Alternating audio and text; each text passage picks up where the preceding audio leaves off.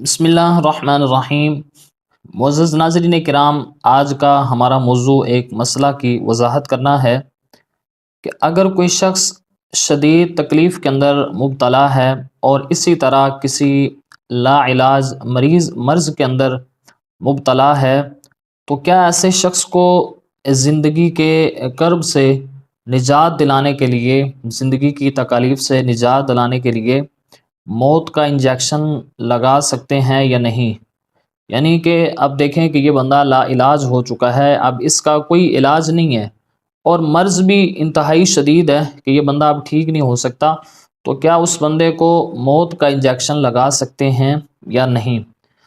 तो ये बात जहन में रखें कि बाज़ ममालिक के अंदर मारज़ुल मौत के अंदर जो शख्स मुब्तला होता है, उसको बाज़ दफ़ा ये करते हैं कि लाइफ सपोर्टिंग जितने भी आलात होते हैं वो उस बंदे से उठा लिए जाते हैं, और बाज़ ममालिक के अंदर यहाँ तक इजाज़त होती है कि उस बंदे को मौत का इंजेक्शन जो है वो दे दिया जाता है ताकि उस बंदे की इस तकलीफ़ से जो है वो जान छूट जाए। और इसी तरह ये उस वक़्त करते हैं कि जब उसके दीगर वरसा जो हैं वो इसकी इजाज़त दें और मरीज़ जो है ख़ुद बहालत होश कानूनी तौर पर वो साइन कर दे या वो रसा कह दें, तो ऐसी सूरत में वो फिर उसको मौत का इंजेक्शन दे देते हैं। लेकिन नाज़रीन किराम, ये बात जहन में रखें, इस हवाले से फ़ुक़हाए किराम जो फरमाते हैं, अगर कोई शख्स किसी ऐसे मुहलिक मर्ज़ के अंदर मुब्तला है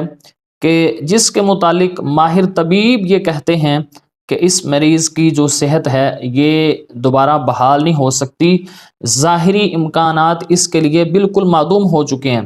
तो उस बंदे को ज़बरदस्ती वेंटिलेटर पर लिटा कर या इसी तरह तिब्बी मशीनों के ज़रिए उसको ज़िंदा रखा जाए, तो इसका इस्लाम मुकल्लफ़ नहीं बनाता।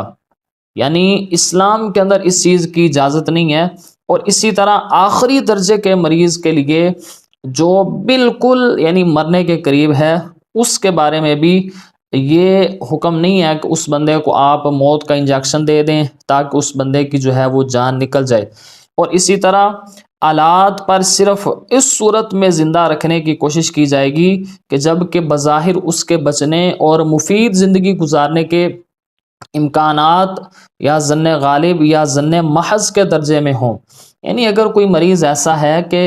हम ये देखें कि यार इस बंदे को अगर वेंटिलेटर पर लिटा दिया जाए तो हो सकता है ये बंदा बच जाए, ज़न्ने गालिब हो या कम अज़ कम ज़न्ने महज होना चाहिए, यानी महज बंदे का कम अज़ कम थोड़ा बहुत तो गुमान होना चाहिए कि यार ये हो सकता है अगर इस बंदे को वेंटिलेटर पर लिटा दिया जाए तो इस बंदे की जान बच जाएगी। तो ऐसे मरीज़ की ज़िंदगी बचाने के लिए तो माहिर डॉक्टरों की राय के साथ उसको वेंटिलेटर पर लिटा देना जायज़ है, लेकिन महज हॉस्पिटल्स का बिल बढ़ाने के लिए जो डॉक्टर्स जो हैं वो मरीज़ों को अगर वेंटिलेटर पर लिटा देते हैं, ऐसी सूरत में उनको वेंटिलेटर पर भी ये शरई एतबार से लिटाने की इजाज़त नहीं है।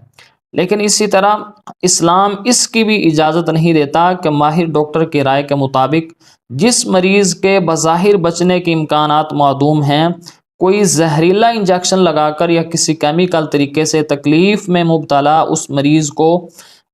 मरीज़ की मौत को आसान बना दिया जाए, खा उसमें उसकी अपनी और उसके कानूनी वरसा की रज़ामंदी भी शामिल हो। यानी फ़ुक़हा इसमें ये फरमा रहे हैं कि देखें, अगर कोई मरीज़ जो है उसके बज़ाहिर बचने के इम्कानात बिल्कुल मादूम हो चुके हैं, तो उस बंदे को भी जहरीला इंजेक्शन लगाने की शरई तौर पर इजाज़त नहीं है, अगरचे वो ख़ुद कह रहा हो या उसके वरसा इस चीज़ की इजाज़त दे रहे हो कि जी ठीक है, हमारी तरफ से इजाज़त है, आप इस बंदे को जहरीला इंजेक्शन लगाकर जो है वो इसकी ज़िंदगी को ख़त्म कर दें। तो फ़ुक़हा ये फरमाते हैं ऐसी सूरत में भी उस बंदे को ये इंजेक्शन देकर उसको यानी ख़त्म करना ये शरई तौर पर जायज़ नहीं है, इसलिए कि हर बंदे की जो ज़िंदगी और मौत है उसका क़त्ई इल्म किसी बंदे के पास नहीं है, ये सिर्फ़ और सिर्फ अल्लाह रब्बुल इज़्ज़त के पास है। तो लिहाजा बंदे को चाहिए कि वो नेक नीयती के साथ उसका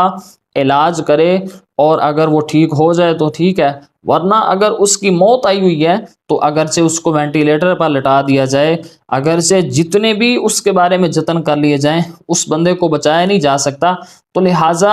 आसान अल्फाज में ये समझिए کہ اگر کوئی شخص جو ہے وہ بالکل آخری درجے پر اگر سے پہنچ چکا ہے تو شرعی لحاظ سے اس بندے کو موت کا انجیکشن جو ہے وہ نہیں دینا چاہیے۔ اسی طرح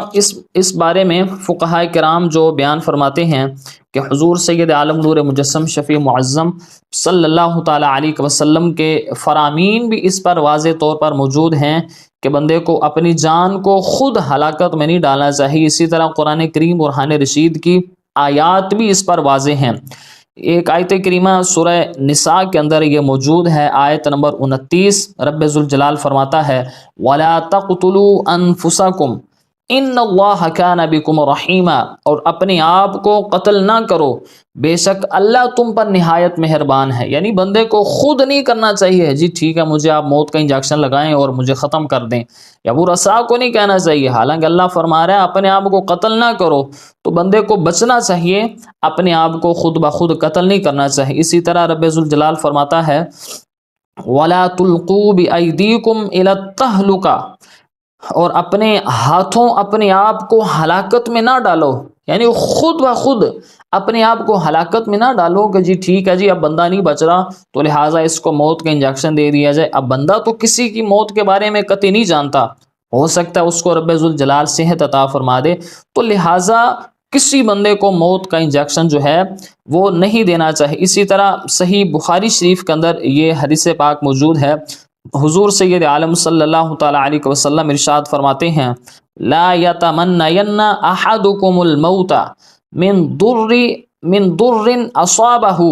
کہ تم میں سے کوئی شخص بھی کسی تکلیف کے پہنچنے کے سبب موت کی تمنا نہ کرے۔ سرکار فرماتے ہیں فَإِنْ كَانَ لَا بُدَّ فَاعِلًا، اور اگر وہ ایسا ضرور کرنا ہی چاہتا ہے تو یہ کہے اللہم احینی ما کانت الحیات خیرا لی، اے اللہ اگر تیرے علم کے مطابق میرے لیے حیات بہتر ہے تو مجھے زندہ رکھ، وتوفنی اذا کانت الوفات خیرا لی، اور اگر تیرے علم کے مطابق وفات میرے لیے بہتر ہو تو مجھے وفات عطا کر۔ یعنی اس میں خود فیصلہ نہ کرے بلکہ اپنے آپ کو تقدیر الہی کے سپرد کر دے کہ یا اللہ تو میرے بارے میں بہتر جانتا ہے، اگر میرے لیے زندہ رہنا بہتر ہے تو مجھے زندگی دے دے، اگر میرے لیے مرنا بہتر ہے تو مجھے موت عطا فرما دے۔ یعنی خود یہ نہ کہے اے اللہ مجھے موت دے دے، اے اللہ مجھے موت دے دے، تو رب ذوالجلال کی